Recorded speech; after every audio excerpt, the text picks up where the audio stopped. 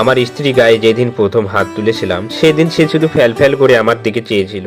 থাপ্পড়ের বেগ এমন ছিল যে তার ঠোঁটের কোণে রক্ত বিন্দু জমে গেছিল। নিঃশব্দ চোখ থেকে জল ঝরছিল তার। কোনো প্রতিবাদ করেনি। আমি কিন্তু তার চোখের জল দেখে গলেও যায়নি, বরং আরো কঠোর হয়েছিলাম। তারপর থেকে দেখলাম আমার সমস্ত কাজকর্ম বেশ গুছিয়ে করত। কোনো কাজে আর ঝামেলা ছিল না। তখন বুঝেছিলাম নারী জাতকে মাথায় নয় পায়ের তলায় রাখতে হয়। বেশি আলগা দরদ দেখালে বিগড়ে যায় এরা। তাই তাকে কন্ট্রোল রাখার জন্য পান থেকে চুন খসলেই মারতাম। একসময় দেখলাম আমার স্ত্রী আগের মতো চঞ্চল নেই। প্রয়োজন ছাড়া কথা বলে না, যা বলি করে দেয়।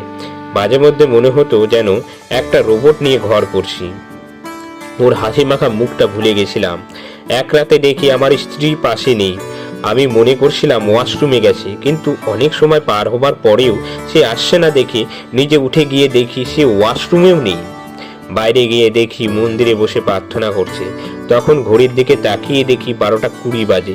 খানিকক্ষণ আড়াল থেকে দেখলাম, কিছুক্ষণ বাদে দেখি সে ফুপিয়ে ফুপিয়ে কান্না করছে। তার কান্না কখনো আমার অন্তর অবধি পৌঁছায়নি। আগে অল্প কিছু হলেই ফেস ফেস করে কেঁদে ফেলতো, বড্ড বিরক্ত লাগতো।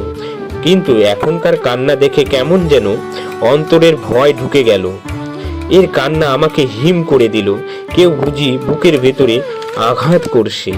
আমি আর দাঁড়াতে পারলাম না, চলে এলাম ঘরে।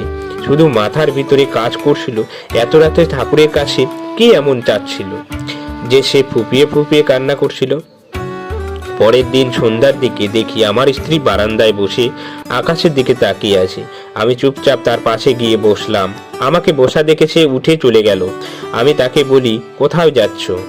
সে ভীতু চোখে বলল, এই সময় তুমি চা খাও, আমি এখন চা করে আনছি। আমি বললাম, আমার চা লাগবে না এখন, তুমি আমার পাশে বসো একটু। আমার কথায় কিছুক্ষণ বোকার মতো চেয়ে রইল, তারপর বাধ্য মেয়ের মতো আমার পাশে বসলো। খানিকটা দূরত্ব বজায় রেখে আমি ওর দিকে তাকিয়ে খানিকটা নরম সুরে বললাম, কোনো অভিযোগ আছে আমার প্রতি? এমন প্রশ্ন করাতে সে আমার চোখের দিকে তাকিয়ে থাকলো কিছুক্ষণ। হয়তো বুঝতে চেষ্টা করছিল কেন এমন প্রশ্ন করছি। হঠাৎ অন্যদিকে তাকিয়ে সে শান্ত করে বলল, অভিযোগ আমার আর কোনো মানুষের প্রতি নেই। যা অভিযোগ আছে সব ভগবানের কাছে গিয়ে বলি।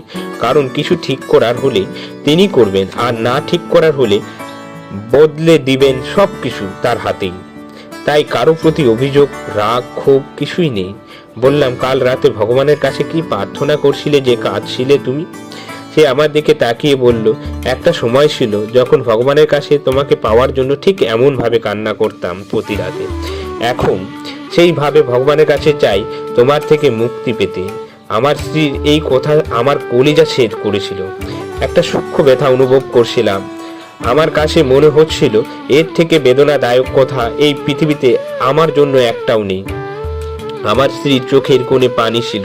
আমি বুঝেছিলাম নারীকে কঠোর হয়ে কখনো আয়ত্তে রাখা যায় না। মেয়ে মানুষ ভগবানের কাছে অত্যন্ত প্রিয় ও দামি। তাই পুরুষের কাছে সে দাসী নয়। ভালোবাসা, সম্মান, ধৈর্য, যত্ন নিয়ে নারীকে যেভাবে ইচ্ছা চালানো যায়। অবহেলা, অসম্মান, অযত্ন দিয়ে যেমন কিছু হাসিল করা যায় না, তেমন একজন রক্ত মাংসে গড়া একজন মানুষকে আয়ত্তে রাখা যায় না।